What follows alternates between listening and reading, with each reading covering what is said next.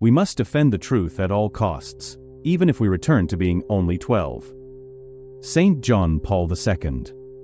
For centuries, the Shroud of Turin has been at the center of one of the most fascinating and controversial debates between faith and science. Is this piece of linen truly the cloth that wrapped Jesus' body after the crucifixion? Or is it a clever medieval hoax?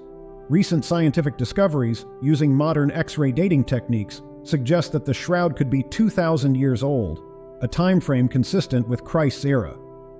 But this revelation challenges the results of 1988, when a carbon test declared the shroud to be medieval. How could such a discrepancy occur?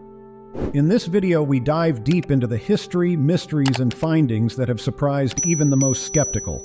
You'll see how this relic not only defies scientific understanding, but has also touched the lives of scholars and converted scientists who previously didn't believe. Get ready to explore a relic that may be the most concrete evidence of Christ's passion, and that continues to intrigue the entire world. So what do we really know about the Shroud of Turin? Historical and theological context.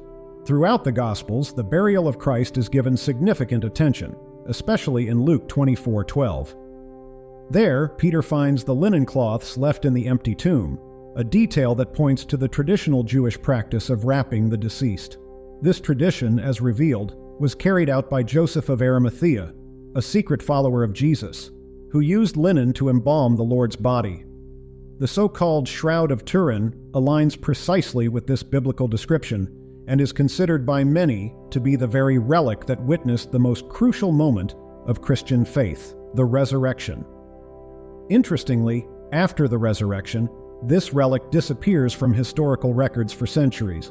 It only resurfaces in 1354 when the knight Geoffroy de Charny, a French nobleman, presents the shroud to the public. From that point, the Shroud of Turin draws attention from scholars and becomes an object of veneration.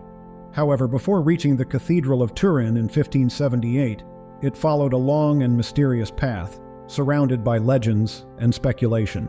Given a relic shrouded in such mystery, the inevitable question arises: is it authentic? And what does science have to say about its origins? You might wonder, with so many uncertainties and historical gaps, how can we determine if this piece is truly 2,000 years old? This doubt persisted until the late 20th century, when a carbon test conducted in 1988 seemed to provide a definitive answer. But as you'll see, this issue is far from straightforward. After all, science holds surprises and new revelations that reopen the debate. 2. The controversial 1988. In 1988, the scientific and religious world eagerly awaited the results of a carbon test conducted in 3 different laboratories.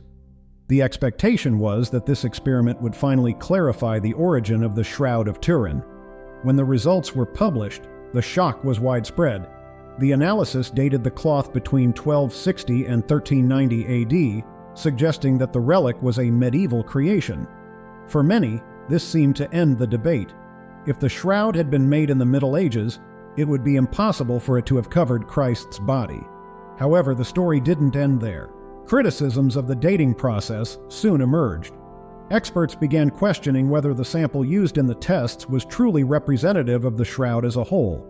There's evidence that the area tested might have been contaminated over the centuries or even treated during a medieval restoration. Some scientists suggest that the region chosen for testing could contain fibers added later, skewing the final result. This possibility highlighted the need for further investigation, reopening the discussion about the shroud's true age, and that's exactly what happened. As technology advanced, other methods of analysis were developed, allowing for a more precise approach. Recent discoveries have brought revelations that contradict the 1988 results and place the shroud back at the center of the faith versus science debate. As you'll see next, the mystery deepens with the introduction of a new technique that challenges everything we thought we knew. 3. The new X-ray dating. Over the years, science has evolved, and with it, analytical tools. Recently, an innovative X-ray dating technique has provided a new perspective on the shroud. This method examines the degradation of cellulose in linen, a reliable indicator of the age of ancient fabrics. Applying this technology to the Shroud of Turin, scientists found evidence pointing to a much older origin than the 1988 carbon dating suggested. According to this analysis, the fabric's composition aligns with materials around 2,000 years old, a discovery that strongly resonates with Christ's era. What makes these results even more fascinating is the contrast with previous conclusions. The structure of the analyzed linen revealed aging patterns that couldn't be explained by a medieval creation unless the fabric had been subjected to extremely unlikely conditions, such as absurdly high temperatures over centuries.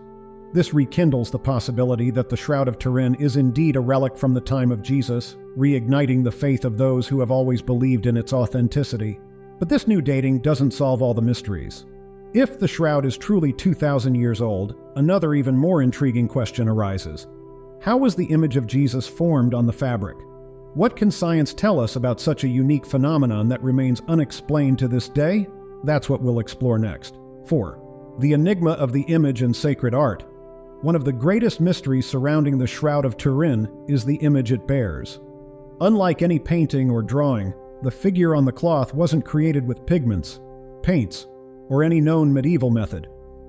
What we see on the shroud is actually a discoloration of the fibers that, when viewed together, forms the detailed outline of a crucified man.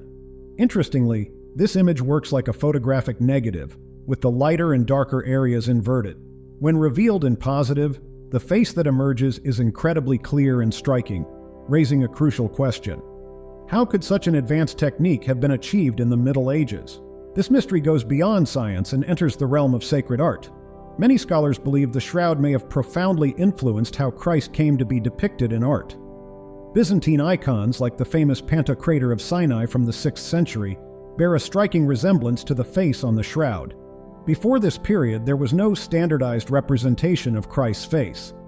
However, from the emergence of these icons onward, the image of a long-faced, solemn Christ becomes the norm in Christian iconography. This suggests that the shroud, even during its periods of disappearance, may have already exerted a significant influence on Christian imagination and faith. Nevertheless, the central enigma remains. How was this image created?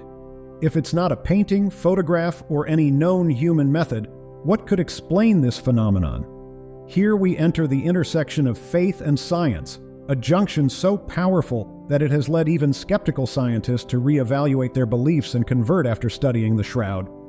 Embark on a spiritual journey with our new ebook, 50 Saints, Stories and Prayers for Divine Intervention.